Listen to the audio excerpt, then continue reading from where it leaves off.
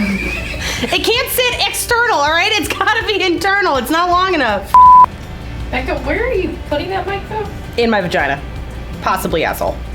What if I put it in my asshole and then you heard, help me? Who wants to see my vagina? The whole office did earlier accidentally when I was sitting cross-legged in front of the fucking mirror and didn't realize that my vagina was waving at everybody. It's not blown out. My vagina is, it doesn't get a lot of play. So it's very intact. Except for the hymen, because I used to be a whore.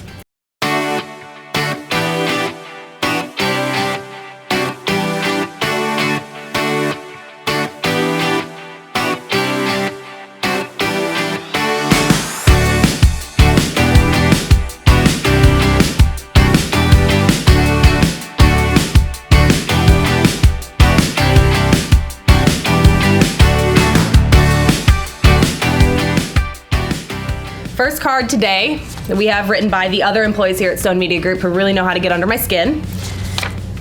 Air travel, TSA, switching seats, other passengers. Air travel gives me a lot of anxiety because you're going 600 miles an hour in a metal tube that weighs multiple tons. I don't know how many tons. I gotta be honest with you. It could be 2 tons. It could be 200 tons. I don't know how much an airplane weighs. But you're going 600 miles an hour, 40,000 feet above the ground with strangers that you don't know, and you're breathing their air, and that's gross because you don't know if they have pneumonia and they got on an airplane even though a doctor told them not to.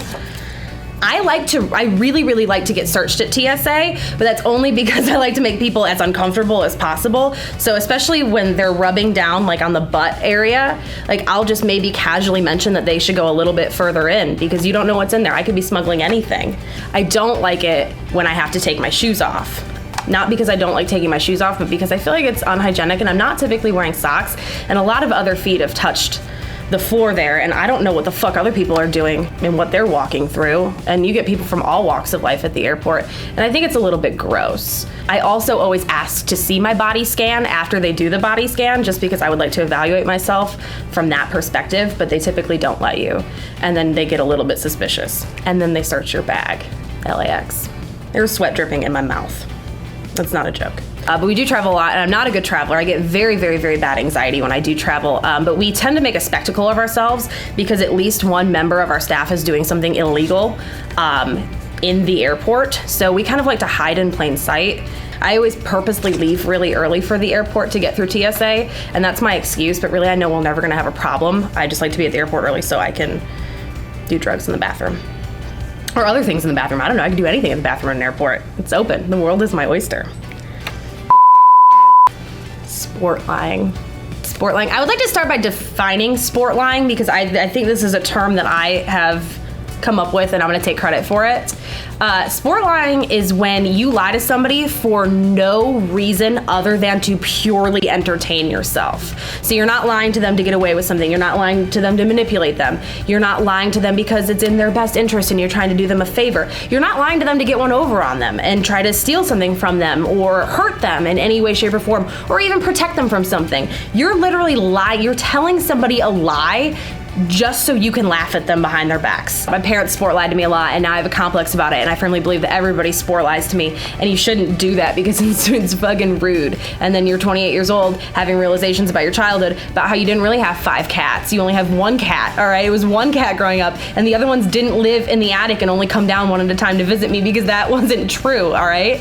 You shouldn't lie to your kid and tell them on a Saturday morning that it's actually a Friday morning, so they really run really quick to get dressed and they're fucking not matching sweatpants and Garfield t-shirt waiting by the door with their backpack on because you told them they had to fucking hurry because they overslept, and then they cry later because they found out that it was just a joke to make you and your fucking spouse laugh.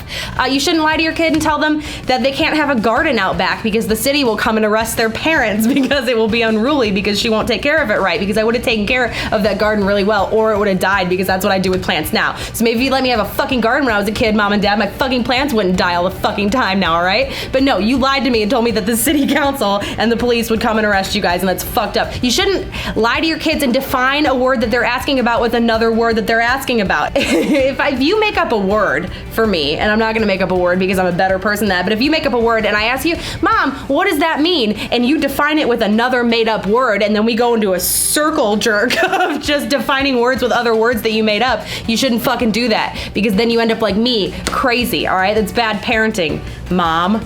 Sport lie. They used to fucking sport lie about everything, man.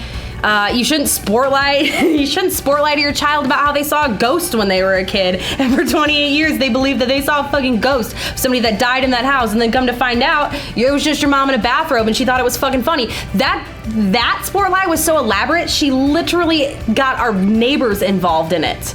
I talked to our old lady neighbor, and my mom probably sport lied to her too. Here, if you're dating a really nice fucking girl who's doing a lot of shit for you, again, maybe you don't make up words and phrases just so she'll repeat them at work and look like a fucking idiot, all right? Because going vogue on a salad is not a real saying, and I learned that.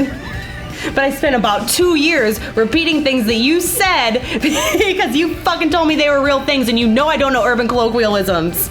Right? So it's not fun to sport lie to people you fucking care about, because then they turn into this and they don't believe anything ever. Fuck you, Ronald.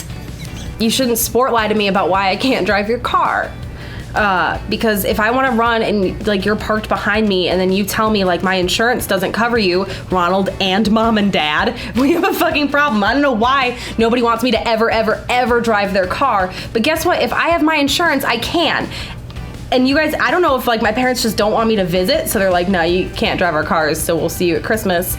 I get why Ronald didn't want me to drive his car, but if I have insurance, and I usually do, I can drive your car, so I know that now. So you can't sport lie to me about that anymore because I fucking figured it out. You shouldn't sport lie about checking for polyps when you're a gynecologist with a 15-year-old girl, because that's called sodomy, and that's not funny.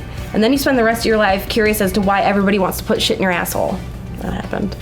You don't check for polyps at that age, and I learned that because I talked to a nurse. DeKalb County Health Clinic. Not a joke. DeKalb County Health Clinic. It's probably gone now because I'm old as fuck, but you should vet your doctors more.